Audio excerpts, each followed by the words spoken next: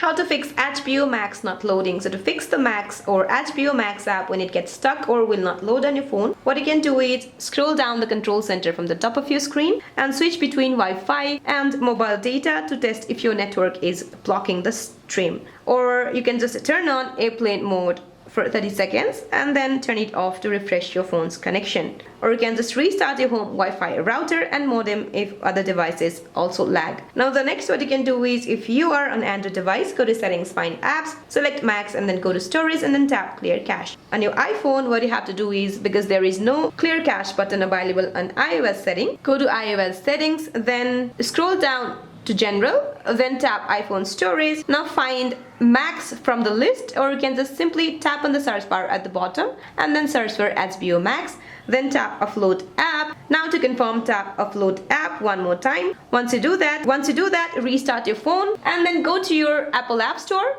find the HBO Max app and then reinstall it from there. So that's it for this video, guys. I hope this video is helpful. Please don't forget to like and subscribe. See you in my next video.